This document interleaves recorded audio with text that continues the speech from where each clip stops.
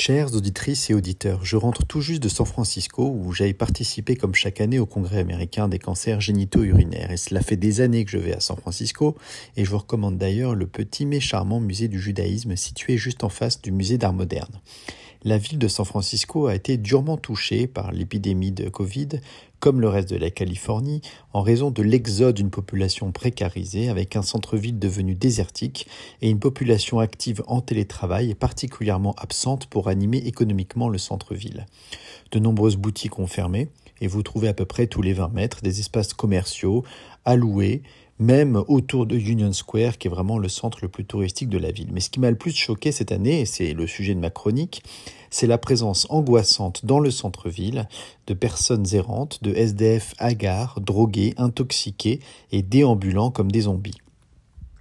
Ne vous me prenez pas sur mes propos, ce qui me choque, ce n'est pas que la présence de 12 000 SDF laissés pour compte dans cette capitale de la tech, c'est leur intoxication profonde, c'est l'ambiance World War Z ou Walking Dead qui vous donne l'impression de marcher dans un film dystopique où la fin du monde a laissé comme simple survivant une véritable armée de zombies. Et la drogue responsable de cela, eh bien, c'est le fentanyl, qui est un opioïde de synthèse qui est 50 fois plus puissant que l'héroïne et 100 fois plus que la morphine et dont les doses ne coûtent que quelques dollars, soit le prix d'un café latte. Il existe en fait deux filières de production des dérivés fentanyloïdes.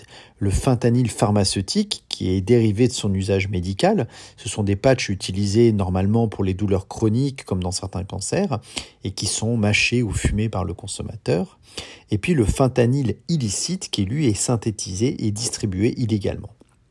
Il faut rappeler que les opioïdes avaient causé une véritable crise aux USA, la crise des opiacés, en raison de leurs prescriptions larges sous forme de patchs dentalgiques qui ont créé de la dépendance. Cela avait commencé avec la codéine et ses dérivés et on se souvient du personnage principal de la série Dr House, devenu accro à l'oxycodone prescrit pour soulager ses douleurs de jambes. Cette crise des opioïdes a été le terreau parfait pour la diffusion ensuite du fentanyl. La limitation des dérivés codéinés ont conduit d'une part les consommateurs à trouver d'autres sources d'opiacés et ont conduit les trafiquants à investir sur un marché encore plus juteux. Ainsi, les fentanyloïdes de synthèse produits de façon illicite ont inondé le marché américain, soit vendus comme tels, soit mélangés avec d'autres drogues en fait, c'est-à-dire pour couper de l'héroïne ou des amphétamines, pour décupler pour pas cher leur pouvoir psychotrope et augmenter la marge des trafiquants, mais en entraînant un nombre encore plus élevé d'overdoses, puisque seuls 2 mg de fentanyl suffisent pour atteindre le seuil létal. Pour vous donner une idée, 2 mg, c'est l'équivalent d'une graine de poivre coupée en 3 ou en 4. Le nombre d'overdoses est ainsi passé en 2 ans, de 200 par an juste pour le centre de San Francisco, à près de 1000 cas par an, dont les 2 tiers directement en lien avec l'utilisation des dérivés fentanyloïdes. Est-ce que ce fentanyl pose problème en France ? Eh bien, heureusement, pas trop pour l'instant, mais il faut rester prudent puisque nous importons généralement les innovations américaines avec quelques années de retard. Un rapport de l'Observatoire français des drogues et des tendances addictives, publié en 2021, soulignait la diffusion encore marginale des fentanyloïdes dans la population française.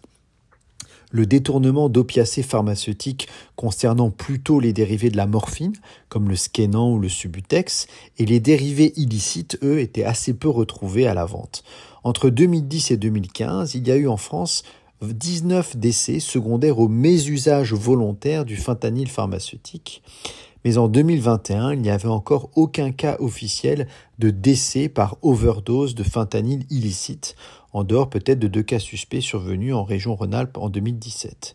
Toutefois, il faudra rester prudent, d'une part parce que l'Europe est passée devant les États-Unis comme principal marché pour les trafiquants de drogue et que l'on risque de trouver des produits stupéfiants de plus en plus coupés avec ce fentanyl, mais d'autre part aussi parce que des sites de vente en ligne sont de plus en plus nombreux sur le darknet et lorsque l'on voit l'état des zombies de San Francisco, on est en droit de nourrir quelques inquiétudes sur le futur des tendances addictives en France. Je vous remercie de votre écoute et je vous souhaite une excellente journée sur RCJ.